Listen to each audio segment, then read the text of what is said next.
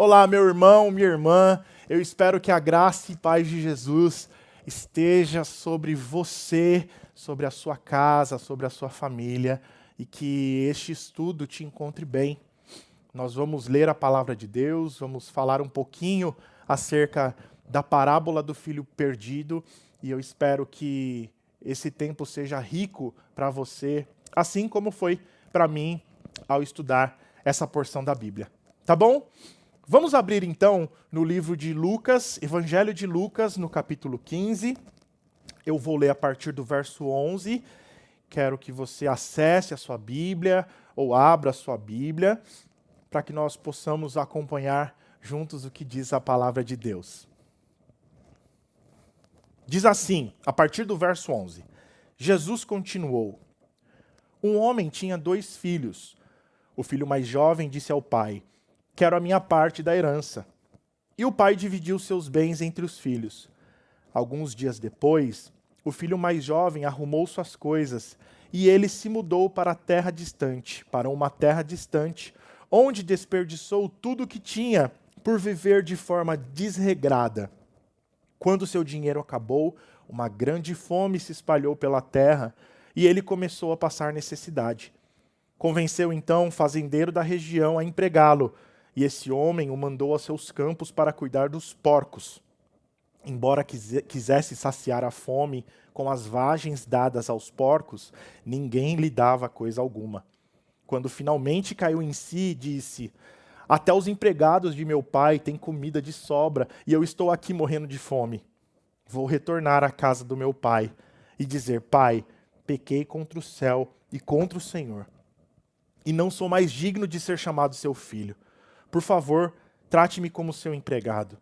Então voltou para a casa de seu pai, e quando ainda estava longe, seu pai o viu. Cheio de compaixão, correu para o filho, o abraçou e o beijou.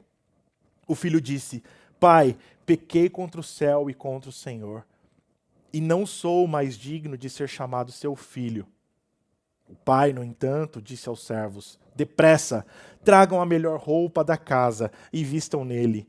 Coloquem-lhe um anel no dedo e sandálias nos pés.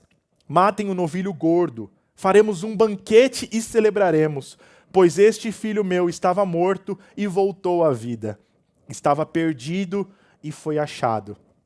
E começaram a festejar. Vamos orar?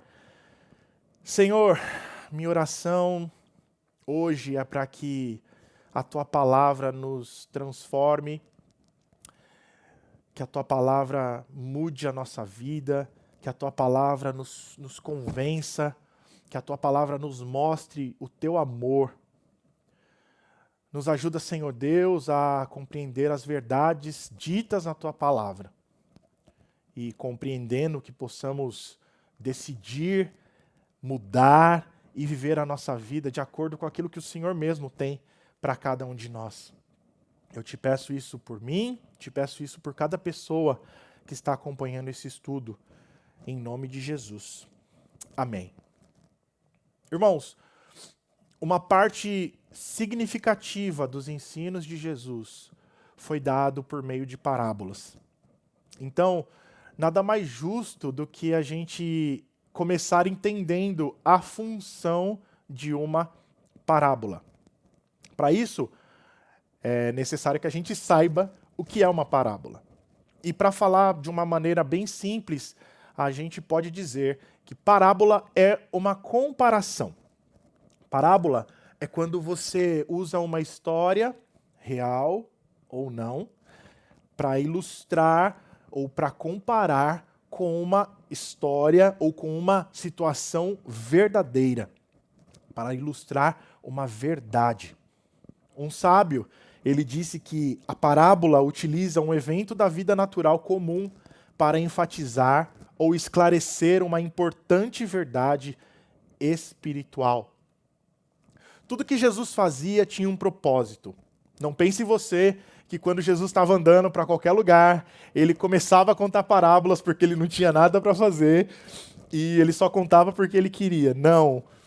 Tudo que ele fazia tinha um propósito. E quando ele falava em parábolas, ou quando ele falava uma parábola, era em resposta ou a alguma pergunta ou alguma situação que estava acontecendo naquele momento. Por exemplo, quando perguntam para Jesus, quem é o meu próximo? Ele responde com a parábola do bom samaritano. Quando Pedro pergunta para Jesus, mestre, quantas vezes eu devo perdoar alguém? Jesus vai lá e conta a parábola do servo ingrato. No nosso caso, aqui no capítulo 15, que eu recomendo que você leia o capítulo inteiro, você vai perceber, logo no primeiro verso, que os cobradores de impostos e outros pecadores, ou seja, cobrador de imposto era comparado com pessoas pecadoras, assim. Eles estavam se aproximando de Jesus para ouvi-lo. O verso seguinte diz: os fariseus começaram a reclamar e criticar Jesus, porque ele se misturava com essas pessoas e até comia com elas. Para os fariseus, aquelas pessoas eram pessoas indesejáveis. E aí, percebendo aquela situação, percebendo aquelas críticas, o que Jesus fez? Ele mandou um combo de 3 parábolas, uma em seguida da outra. Parábola da ovelha perdida, moeda perdida, filho perdido. Note que cada parábola dessa, que estão descritas no capítulo 15, elas mostram uma pessoa, um indivíduo, em busca de algo ou alguém que lhe é muito importante. Um pastor busca a ovelha perdida. Uma mulher busca a moeda perdida. Um pai busca um filho perdido. Irmãos, eu quero te dizer uma coisa e, por favor, não se esqueça disso. As ações de Jesus mostram o coração de Deus. As ações de Jesus revelam o coração de Deus. E ele contar essas parábolas naquele lugar mostra como Deus age em relação aos pecadores, diferente da prática daqueles fariseus. E eu vou focar na parábola do filho perdido e quero trazer alguns detalhes da cultura que certamente vão fazer que você perceba como Jesus era profundo, mesmo falando de forma simples.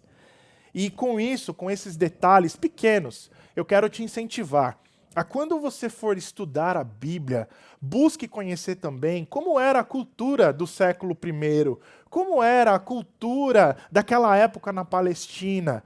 Sabe por quê? As parábolas, elas falam da vida cotidiana. Elas falam das coisas que eles viviam naquela época. Agricultura, comércio, vida doméstica, a vida social. Então, faz mais sentido, vai fazer mais sentido a gente saber um pouquinho como funcionava naquela época para a gente perceber a riqueza daquilo que Jesus falava. E aí a gente pode até compreender de uma forma mais profunda. Olha só, a gente vai ver um pouquinho mais, com um pouquinho mais de cuidado, essa parábola do filho perdido. Tudo começa com o filho dizendo assim: pai, eu vou embora e eu quero a minha parte da herança. É o seguinte, eu quero agora. É a mesma coisa dele ter dito assim: eu quero que você tivesse morrido. E só nesse fato, só nesse pequeno fato, segundo a lei de Moisés, que era a lei que eles viviam debaixo, esse menino revoltado, rebelde, já teria motivo para ser espancado ou até mesmo morto. O pai, ele não tinha obrigação nenhuma. Ele não tinha qualquer obrigação de dividir herança, de dividir naquela hora. O pai, ele até podia fazer isso, mas dividir sem entregar. Ele só entrega a parte da herança quando ele morre. Nesse caso, como eram 2 filhos, o filho mais velho recebia 2/3 da herança e o filho mais novo recebia 1/3 da herança. Mesmo assim, mesmo sabendo disso, o filho não arredou o pé e falou assim: eu quero. O pai deu. um terço da herança para aquele filho que vendeu tudo, liquidou tudo, transformou em dinheiro e foi embora. A história continua, você leu comigo, o filho gasta todo o dinheiro. Ele perde todos os seus amigos, porque ele perdeu tudo, amigos, né, entre aspas, e ele é reduzido a cuidador de porcos, cuidador de animais impuros. Porco era um animal impuro, era considerado um animal impuro naquela época. E ele se percebeu querendo comer, porque ele não tinha o que comer, a própria comida dos porcos. E mesmo isso, as pessoas, os donos, eles recusavam. O filho conseguiu gastar um terço dos ganhos da vida inteira do pai e se encontrou naquela situação. Quando os fariseus estavam ouvindo isso, eu imagino que eles esperavam que a parábola acabasse por ali. Porque aí, bem feito para esse cara. Ele é rebelde, ele fez isso com o pai, ele tem mesmo é que se ferrar. Mas Jesus continua. Mesmo tendo chegado lá no que a gente chama hoje de fim do poço, o filho arrisca a voltar para casa. Mesmo com a mínima possibilidade dele ser aceito como filho, mesmo com a mínima possibilidade dele ser aceito até mesmo como um servo. No verso 20, o texto diz que enquanto o filho estava, presta atenção, enquanto o filho estava ainda muito longe, o pai viu. Você sabe o que isso sugere para a gente? Isso sugere que o pai rotineiramente observava aquele caminho na esperança de encontrar um vulto do seu filho que estava perdido. E nesse dia, nesse lindo dia, ele viu.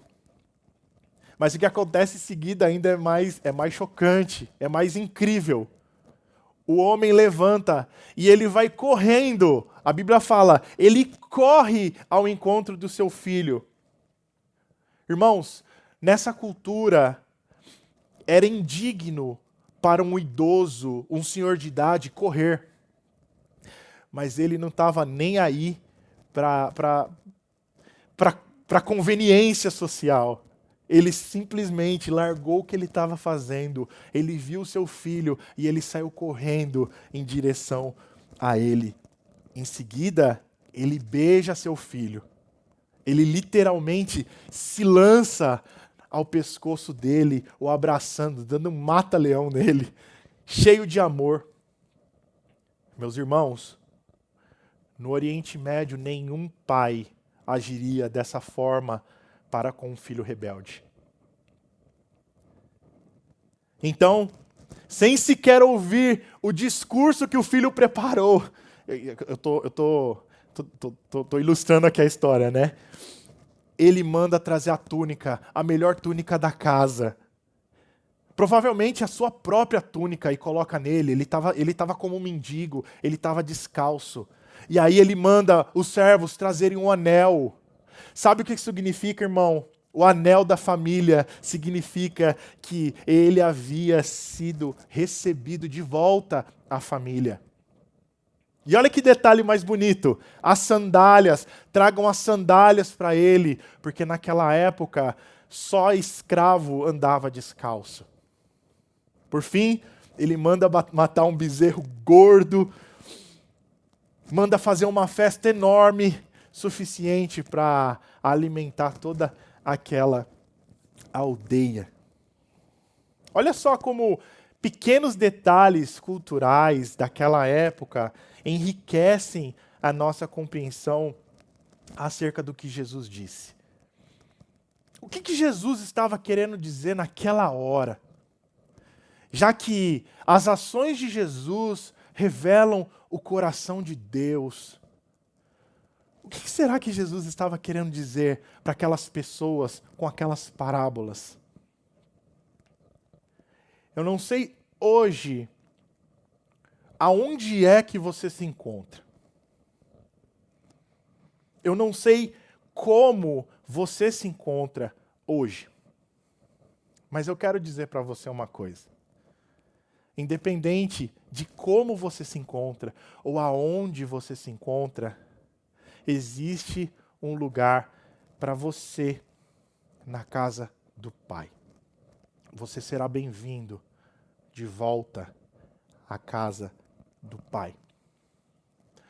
Não existe nada que você possa ter feito para que Ele te ame menos. Pode ser que você se encontre como esse filho. Pode ser que você tenha... Pode ser que você tenha saído de casa. Pode ser que você tenha saído em busca de se encontrar e acabou se perdendo. Você se viu sem amigos, você se vê sem amigos, você se vê sem esperança, você se vê sujo, você se vê faminto e você se vê sem forças e sem coragem para voltar para casa. Eu quero dizer para você, em nome de Jesus, receba a força necessária, receba a coragem necessária para você se levantar e voltar para casa. Há um lugar na casa do Pai para você. Talvez você seja uma pessoa que está amargurada por uma instituição ou por alguém que exerce algum tipo de influência ou liderança sobre você. E você está triste. Eu quero dizer para você voltar para a casa do Pai. Porque lá há perdão, há restauração, a vida.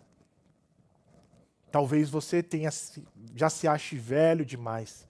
Você fazia muita coisa quando era novo. Você tocava nos cultos nos lares. Você tocava nas reuniões de célula. Você tocava nos cultos de oração. Você cantava. Você servia na recepção da sua igreja. Você falava de Jesus nos parques, nos jardins, aonde quer que seja. E hoje você se acha velho. Eu quero dizer, em nome de Jesus, volta. Há um lugar na casa para você. Não como servo, não como um servente, mas como filho. Talvez você ache que o seu pecado é muito grande, ao ponto de Jesus não ter nem como te perdoar. Eu queria dizer para você, não reduzir o que Jesus fez, não reduzir a graça de Jesus no tamanho do que você fez. Talvez o que você fez, ou que você tem feito, seja muito grave, seja mesmo. Mas eu queria dizer que o que Jesus fez é maior do que qualquer coisa que qualquer ser humano possa fazer. O que Jesus fez é muito maior. Volta. Não reduza o sacrifício de Jesus ao tamanho do seu pecado, achando que o que ele fez não foi suficiente para te perdoar. Paulo diz a Tito o seguinte: a graça de Deus se manifestou salvadora a todas as pessoas. E essa graça, nos orienta a renunciar à impiedade e às paixões mundanas, e a viver de maneira sensata, justa e piedosa nessa era presente, enquanto nós aguardamos o glorioso retorno do nosso grande Deus e Salvador Jesus Cristo. Não há nada que você possa ter feito que o sacrifício de Jesus não tenha poder para te perdoar. Receba em nome de Jesus a paz dele. Receba em nome de Jesus o seu perdão. E volta em nome de Jesus.